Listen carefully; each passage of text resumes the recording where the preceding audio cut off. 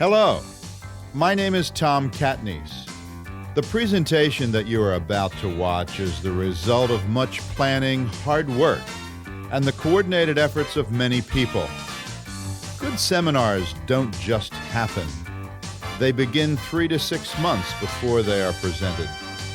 Today's program cannot answer all of your questions or address all of your problems, but I believe that you will receive a tremendous amount of profitable and time-saving ideas and concepts from this gift basket design show. I would ask you to support the sponsors of today's program, for without their sponsorship, this program would not be available to you today.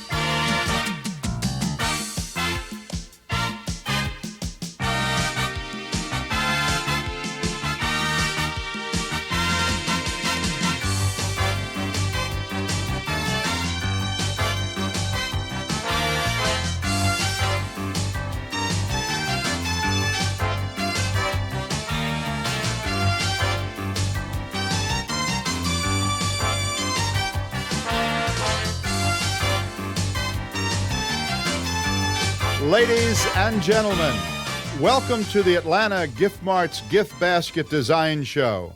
Please give our designers and commentators a warm Atlanta welcome.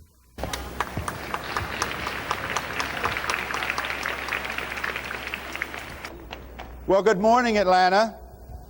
How are you today? Thank you for getting up early. Let me introduce my co-commentator, Mr. Tony DeMasi, the editor of Giftware News. He's turning himself on. Here we go, yes. There we go. Now you. he's on. Okay. Yes. Let me introduce our design panel. Okay. Carol Weintraub, Something Special in Jacksonville, Florida. Peg Ross, The Stuffed Basket in Occoquan, Virginia. Okay. Randy Magaha, I'm sorry. Maybe I keep murdering your name. I apologize. Of Carithers, florist in Marietta, Georgia.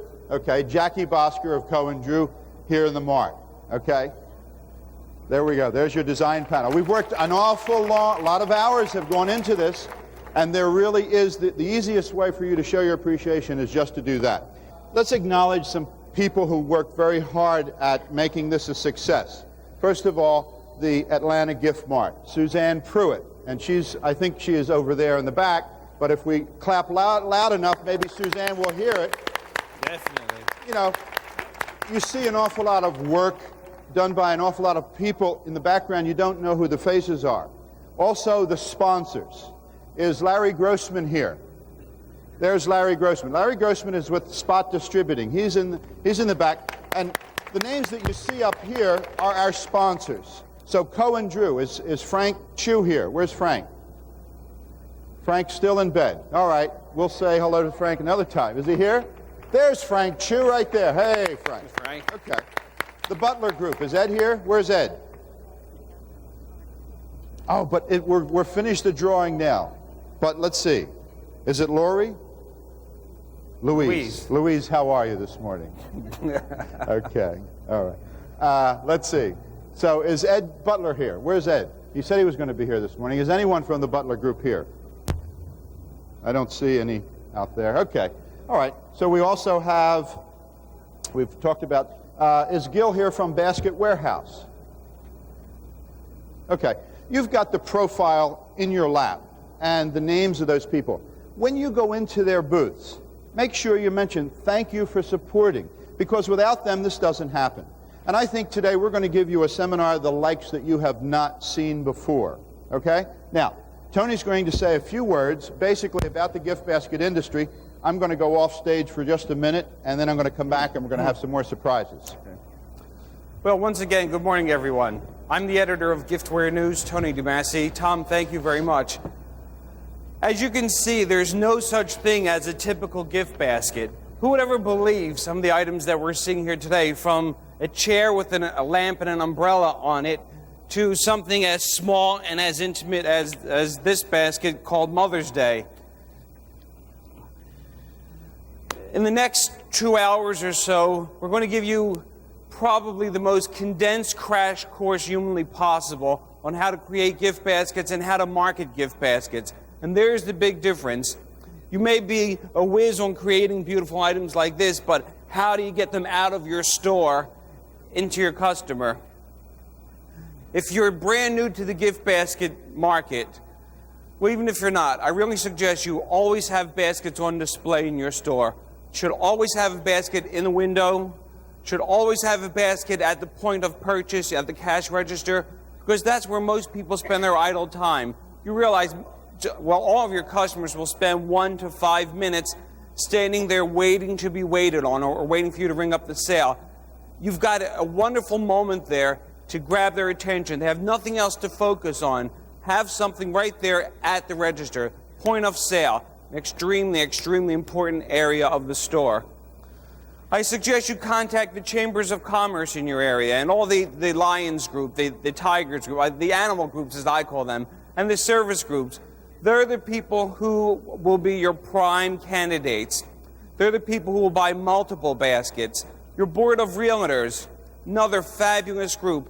I know of one retailer in Minneapolis. She contacted the board of realtors. She has a contract now where whenever someone buys a house in her 10-mile area, she gives them a $50 gift basket. Well, she doesn't. The board of realtors buys it from her, and it's a $50 gift basket. She tells me that was the best thing she's ever done because these are all new people moving into the area. The first person they make contact with is her through the gift basket. Don't be afraid to charge for your time and for your talent. I come across so many retailers and they say, well, I've got $20 worth of items in here, so I'll charge $20 for the basket. No, no, no, no, no. None of you got to be where you are by accident. And if you are, then you're the first person I've ever met. But you've got time, you've got talent, that's worth it. Charge for labor. Charge for your time. Charge for your expertise. The 4 people we have today are without a doubt 4 of the absolute best, not only gift basket makers, if you will, but best marketers that I've ever come across. So I think it's time for us to get our seminar started. All right. Okay. Why did you come today? I think I know why. You've come about money. Is there anyone here who has not come to this altar of profit worship? I mean, that's really what we're here. We're here about money. Certainly you're here about wisdom and what we're going to do today, but you're here about money. Now, I told you that we were going to make it worth your while. I have a $50 bill. I'll take it. Who'll give me $5? I'll give you 5 for that. $5. Hey, some hands up. $10. Who'll give me $10? Let me just ask a question real quick. Has anyone in the audience been to a Nalco seminar before? Okay, 1. Okay, all right. So I'm going to ask you to be quiet. If in fact you've seen this before. I've got a $50 bill. Who'll give me $20 for this $50 bill? $20? Okay. Here she is. Are you going to give me a check? You didn't bring your wallet. Oh, you have your wallet. Stay right where you are. Stay right where you are. I have an envelope. Who'll give me $50? Hey, who'll give me $20? Anybody give me 10? No, you can't get into this one now. Here we are. They are, right back there. How much are you going to give me? $10. Come up here, quick, quick.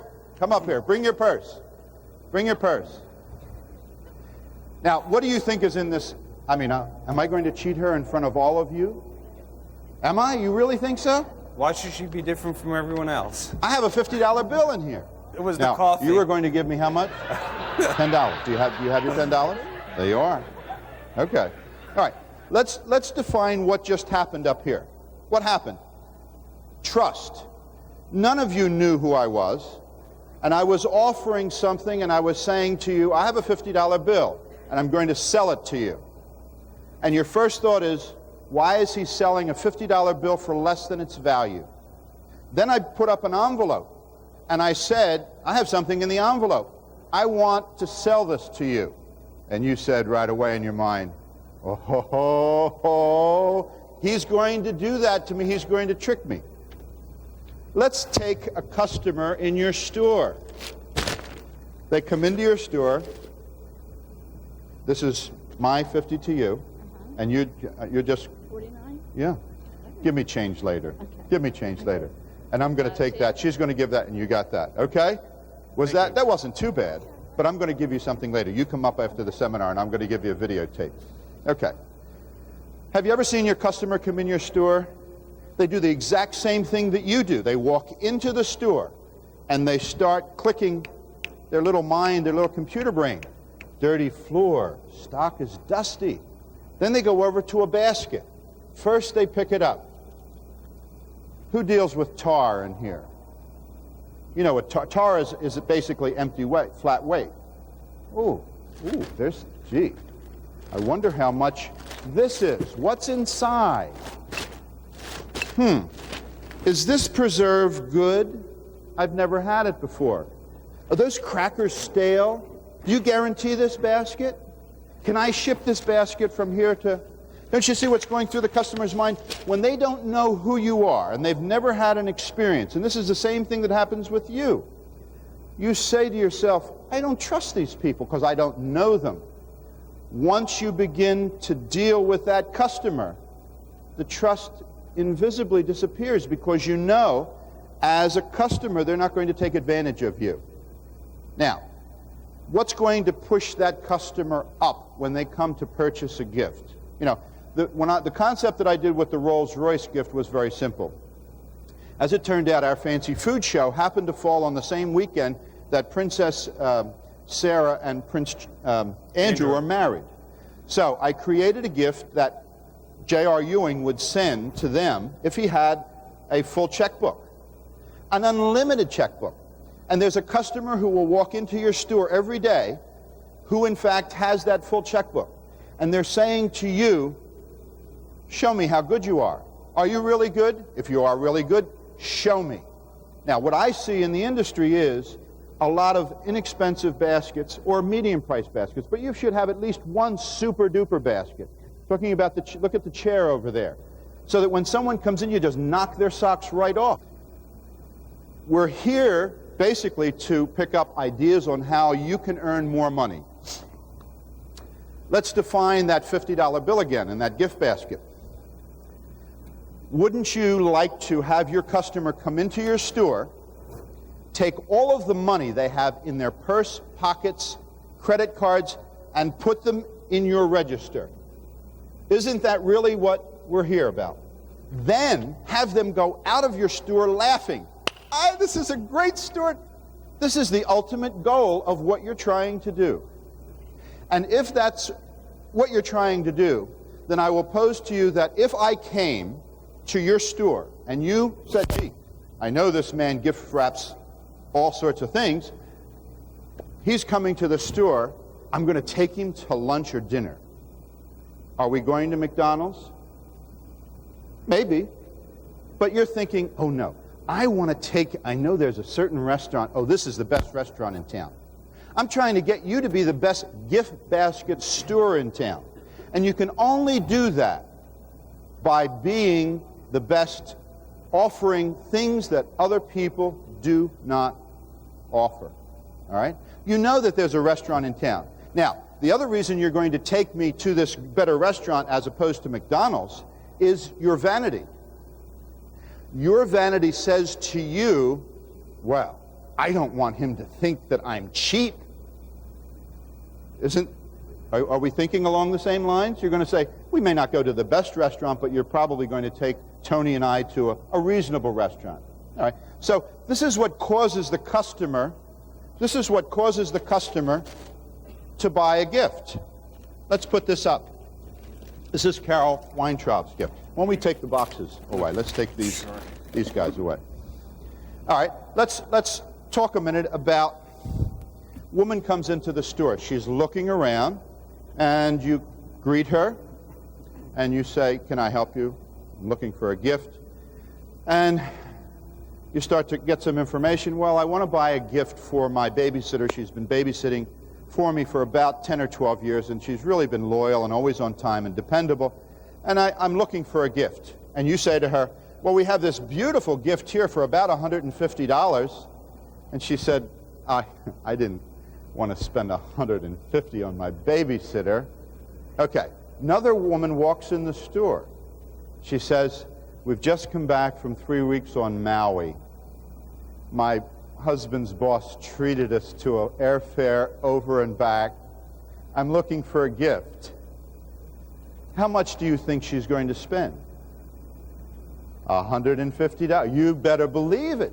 And if you don't have a $150 gift out there, you know what she's doing? She's going to someplace else. I'm sure you've seen the Isuzu ad where the salesman has the customer by the legs, and he's dragging him across the lot. Don't let the customer get out of your store because your gifts are too cheap. Make sure that you've got at least enough gifts on display so that when the customer comes into your store, they know you're serious about selling baskets. Tony, let's read off the minor sponsors over here. You do this side, I'll do this side, so that we can at least give credit. Because the products that you see here in all of the gifts, almost all of the gifts, have been provided to us by the minor sponsors. The showrooms are there, and again, I'm going to ask you, when you go into the individual showroom, make sure that you thank that sponsor and say, "Hey, listen, this was a worthwhile seminar. We got something out of it." So you do that side, I'll do this side. Why don't we have the designers come up and we discuss them too? Come on back up. Carol Weintraub. I'm talking up here, and I'm not watching you guys in the audience. Come on back up. Carol Weintraub is the president of Something Special. That's SUMPNSPESHUL. Something Special of Jacksonville, Florida. Carol has been in business since 1983, and she told me this morning she's also franchising now. So if you want to get into the gift basket industry from beyond the basics, you might want to talk to Carol after the seminar. But Carol's main sponsor today is Basket Warehouse, which is in the gift building showroom 1310. The other sponsors are Country Fresh Fudge, Atrium booth 910, Craftware, Gift Building Showroom 1717, Long Grove Confections, Atrium booth 1718, Maine's Importing, Gift Building Room 1330.